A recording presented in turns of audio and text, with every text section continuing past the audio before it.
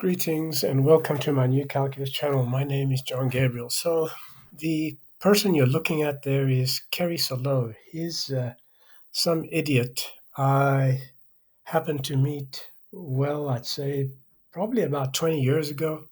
And he used to be a employee at NASA. So, says here flight dynamics officer, amateur mathematician, mobile app developer.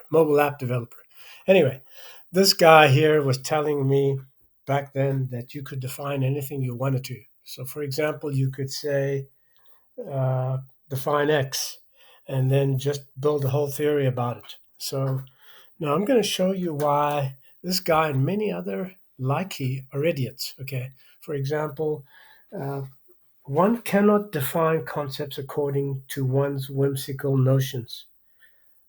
The concepts must be well formed, okay?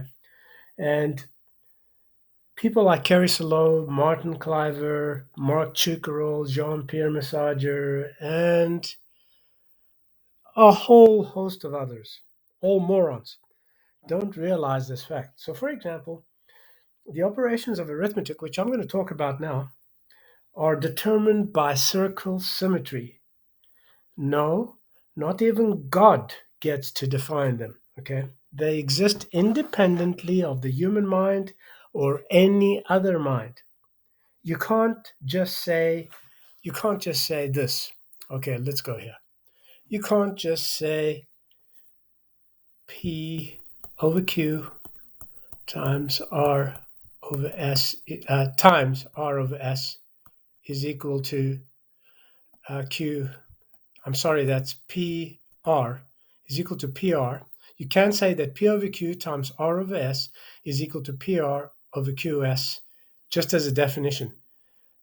You have to use this particular form whether you like it or not. The same thing follows if you're adding or subtracting fractions or dividing. Okay, you have no control over that. Why? Because it's determined by circle symmetry. Right? That's also the reason no other intelligent sentient being has any control over it. Uh, there's nothing you can do to make it work in any other way. This is the only way it works. Now, those incorrigibly stupid orangutans who spend hours with set theory and group theory, topology, and the like, they don't understand these things. Most math professors think you just get to define it that way. No, you don't. Okay, that's not true. So you'll see thousands of links on the internet. They're all garbage. Beware especially of sites like Quora, Reddit, Wikipedia, and numerous others. You have to use your brain in order to determine whether what you're reading about makes sense or not. And be very careful of those who use authoritarian arguments, typically like math professors, math teachers and researchers. They remind me of Trump supporters. But anyway, be careful of those people because they don't know any mathematics. They don't even understand the basics of mathematics. I mean, I'll very confidently state that 99.999% of math professors don't know shit about mathematics. Okay. Yes, they can do lots of things that they were taught to do rote fashion, but they don't understand anything. They don't understand even the concept, the very basic concept of number.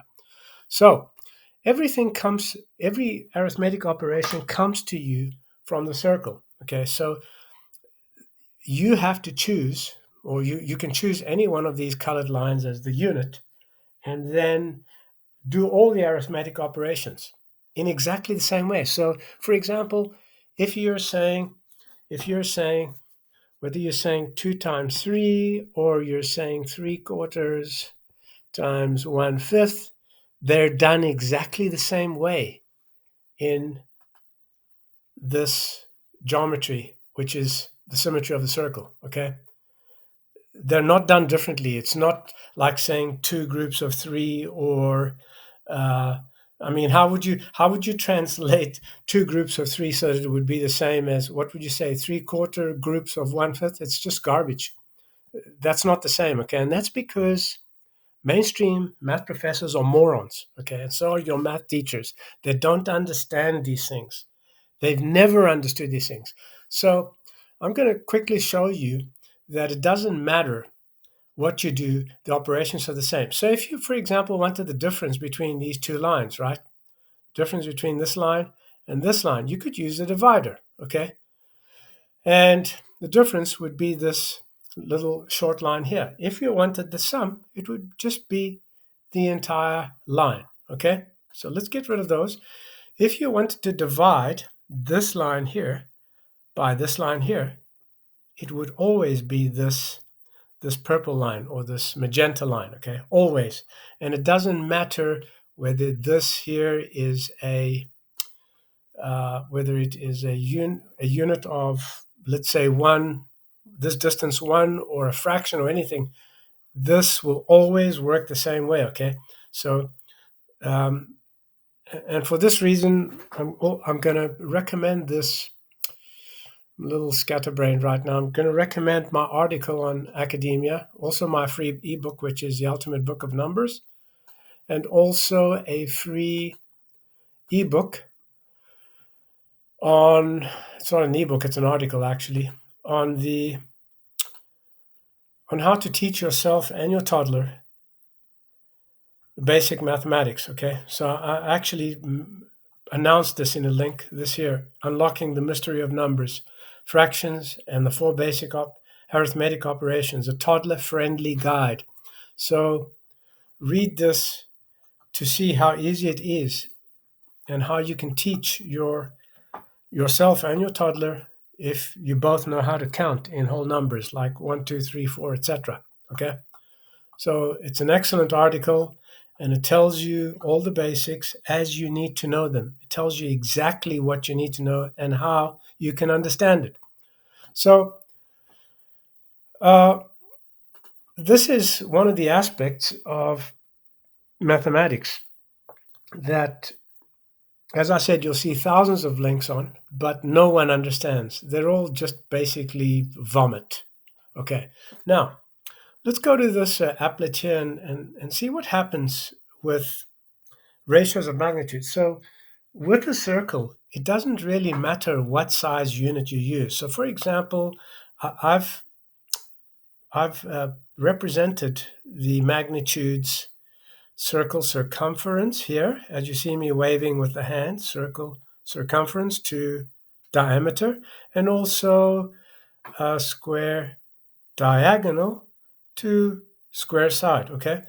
And in geometry, any other proportional ratio, as I show you in this diagram here, but I try to make it simple for your little ones, as I show you over, let's see, over here, as I show you here. I use blocks, but you can also teach this concept to your toddler very easily by simply showing him that if he adds the same number of blocks to this side as he does to this side, these lines will always be parallel, okay?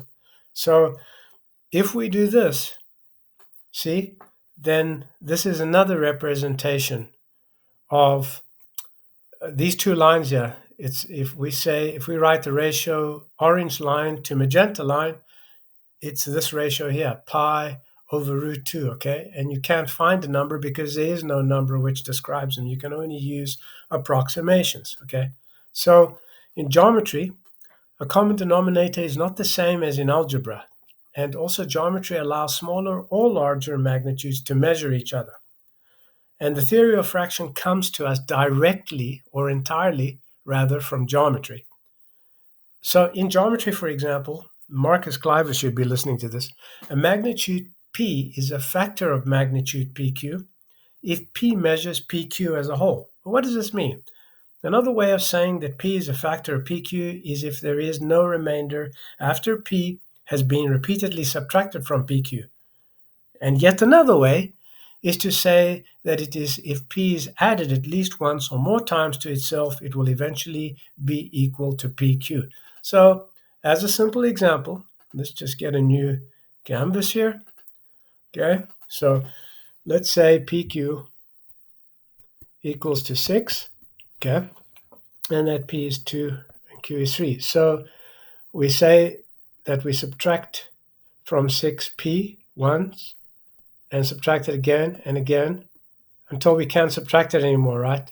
And then we have that 2 is a factor of 6. Similarly, if we subtract 3, we subtract it 2 times, and 3 is also a factor of 6, okay?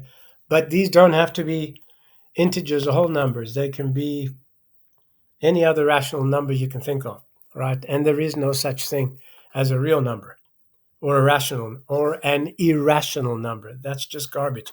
So it doesn't matter where you go here, as long as this purple line is parallel to the blue line and the orange line is parallel to the green line, you will have the same result, okay? It's the same.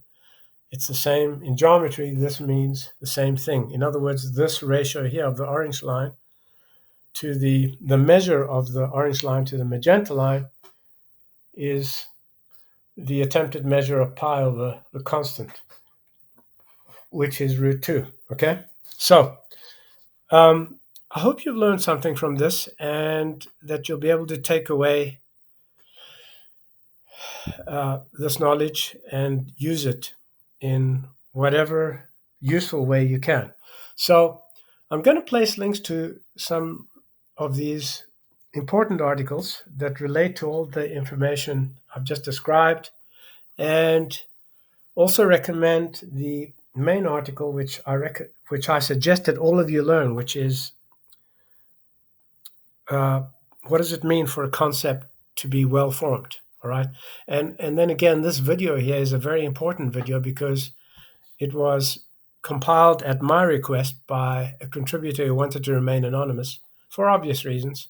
Anyone associated with me is automatically doomed in their careers, so can't say I blame him for not wanting his name on here. But he produced an excellent video as I directed him to, and you should watch it and also download this applet over here that you see here, right? And play with it because it's this applet over here, and you can see what happens when you say pick a different unit, right? And then say try to divide this line by this line is actually this line here, okay? Because the unit is no longer just one block, it's 2 blocks. So you don't have any control over these operations. The circle symmetry determines them 100%, okay? You have no choice. There's no bullshit, oh yeah, there's an ideal ring in which multiplication and division is quiet. Those are not even arithmetic operations. They're bullshit, okay? Total bullshit, which doesn't even belong in mathematics. Group theory, set theory, topology are not mathematics. Mathematics is the abstract science of measure and number, and yes, I do know better. Okay, that's pretty much it. If you're not already a subscriber, become one. Tell your friends about it, spread the news, donate on my channel. And if you have a question or a comment, please go ahead and put it in the detail section. And also just remember that I don't have time for trolls. So, I mean, I recently had a troll come on my channel and try to tell me that he knew better. You'll just get banned, and no matter how many new accounts you make, you'll get banned again. I don't have time for you. Sorry about that. Okay, till next time, this is a new calculus channel, and I'm John Gabriel. Goodbye.